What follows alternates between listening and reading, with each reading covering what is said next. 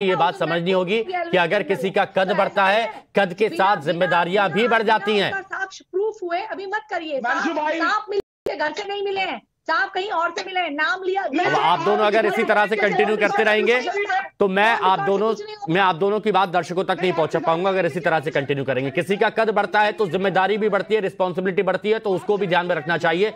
विक्रम जी कुछ कहना चाह रहे हैं, प्लीज सर।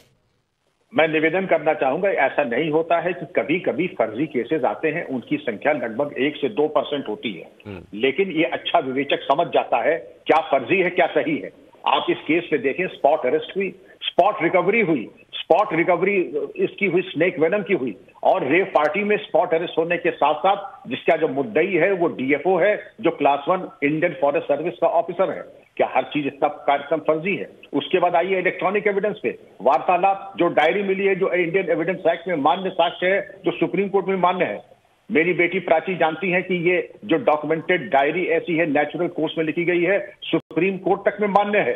उसको झुठला देना, अभी कोई कह नहीं रहा दोषी है निर्दोष है, अभी विवेचना है, लेकिन जितना साक्ष्य मिला है, एक पूर्व विवेचक होने के नाते मैं कह सकता हूं कि इससे बाहर निकलना किसी भी आरोपी के लिए आसान नहीं होगा, अगर असंभव न हुआ तो। सूर्या जी।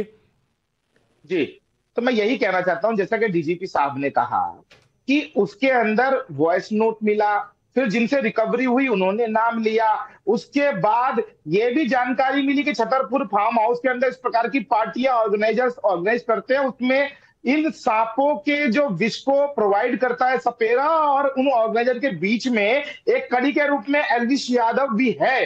तो ये सब बातें जो निकल के आ रही है उसकी विवेचना होनी चाहिए, और विवेचना हो रही है। अगर पुलिस ने दोषी माना होता है एल्विश यादव को तो त्वरित रूप से अरेस्ट कर लेती, लेकिन वो लगातार उनको नोटिस दे रहे हैं, उनको बुला रही है, आओ भैया ये सारे तथ्य आपके खिलाफ है, इनके बारे में जानकारी दो, सामने बैठ के बताओ, लेकिन वो भाग रहे हैं। और हिमांशु भाई, भागता वही है जो कि दोषी होता है। मैं आपको बता दूं, हाथ को आरसी क्या और पढ़े लिखे को फारसी क्या। नहीं, मैं दोषी जैसे शब्द का तो इस्तेमाल करना यहाँ पर सही नहीं है। देखिए, दोषी जैसे शब्द का इस्तेमाल करना यहाँ सही नहीं है, और हम लोग दोषी साबित कर भी नहीं सकते, वो कानून का काम है, वो न्यायपालिका का काम है। लेकिन अवधेश जी, जैसा कि आपने कहा और सूर्या जी भी बोल रहे हैं कि यहाँ एल्विश यादव एक कड़ी हो सकता है, लेकिन इस पूरे मामले में अगर हम ये कह दें कि एल्विश ही मुख्य भूमिका में है, एल्विश ही इसके पीछे है और एल्विश ही ये सब कुछ कर रहा है, तो ये भी कहीं ना कहीं कुछ ज्यादा हो जाएगा। उसको एक कड़ी के तौर पर लेना चाहिए और इस पूरी चेन को रोकना चाहिए, तोड़ना चाहिए। ये प्रायोरिटी होनी चाहिए पुलिस की अभी।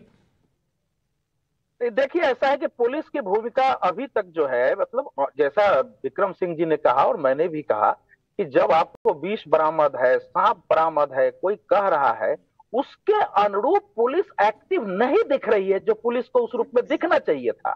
ये दोनों राज्यों की पुलिस पर एक प्रश्न चिन्ह है। अभी तक पुलिस की भूमिका ऐसे लग रही है जैसे कोई सामान्य मामला हो।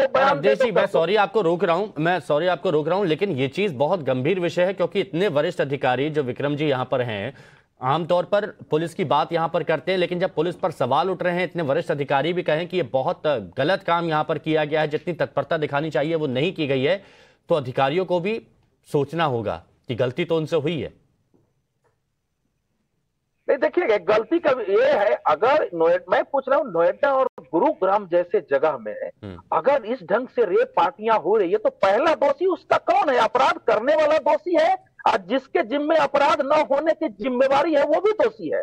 ये इसका ध्यान, ये देखिए कैसा, एक तो होता है राष्ट्रव्यापी गैंग, लेकिन उसको सीख करके छोटे छोटे गैंग भी एक्टिव रहते हैं। तो इस गैंग का कोई राज्यव्यापी राष्ट्रव्यापी समूह से संबंध है नहीं है, ये तो बाद में पता चलेगा, लेकिन इस समय तक पुलिस को इसके एविडेंस मिलने चाहिए थे, कितने दिनों में सामने आना चाहिए था। अब सबसे